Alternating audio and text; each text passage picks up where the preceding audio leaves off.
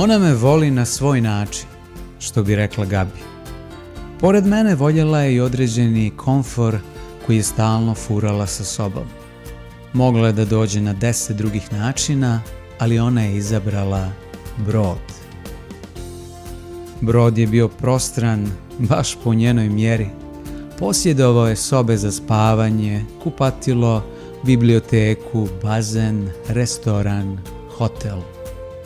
Brod je bio kao grad, ali veći grad, jer tu biješe smješteno na desetine stambenih zgrada, više bulevara, nekoliko parkova, biciklističke staze i putokazi za planinarenje sa kotama do 6000 metara visine. Doduše, ovo ju je malo uznemirilo, Himalaji su viši, a njen brod ih ne posjeduje. Dok je šetala brodskim kvartovima da izgubi vrijeme, naišla je na željezničku stanicu. Znala je da brod nije brod bez lokalne podzemne željeznice, to je manje zanimljivo, ali ovo je bila međugradska željeznica. Kada je prišlo šalteru, ispostavilo se da vozovi saobraćaju i na međunarodnim linijama, jer brod biješe taman toliki, ako ne i veći. Saznavši da bi na ovaj način skratila vožnju bar nekoliko mjeseci, odmah je uzela kartu. Iskoristila je tu mogućnost da isproba vožnju vozom na brodu. Naravno, voz je huktao u istom pravcu kao i brod, pa je logično da se ukupna brzina putovanja samo uvećala. Bila je srećna što će do mene stići brže nego što je očekivala. Do vagon restorana uzela je međuvagonski taksi, a onda joj je palo na pamet da bi tako mogla i do lokomotive koja je bila prilično udaljena od njenog vagona. Što bude bliže lokomotivi, brže će i stići, logično je zaključila. Lokomotiva je već bila nekoliko država ispred, a možda i koji kontinent. Tako je i bilo. Uzela je kušet taksi i sada je brzinu putovanja značajno dinamizirala.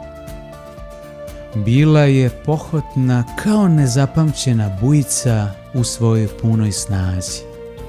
Da mi priredi najmanji znak pažnje, u stanju je da uzburka i davno iščezle civilizacije. Krivi toranj u Pizi je prvi put posle 800 godina svog postojanja zatvoren za turiste, navodno radi restauracije.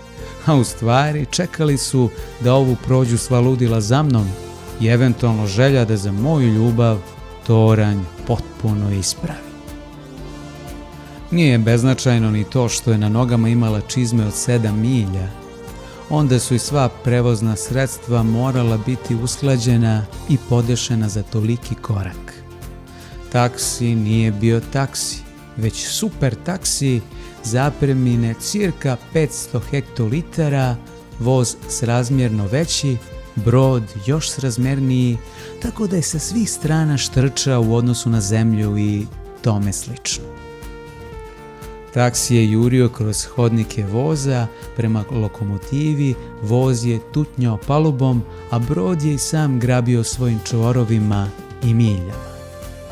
Sve se to odvijalo u svemirskom balonu od nekih 6 trilijardi bruto registarskih tona i nevjerovatnom brzinom od oko 30 km u sekundi.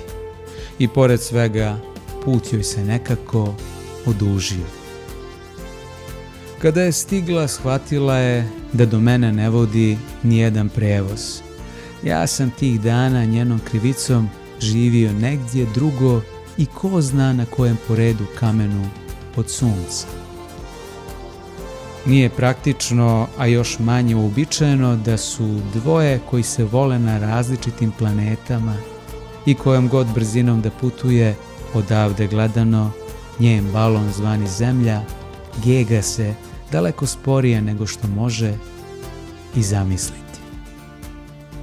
U odnosu na nju, čak i ono što savršeno stoji, vragolasto migolji, a mi smo udaljeni čak na nekoliko megaparseka. Otkud joj ideja da imamo nešto zajedničko?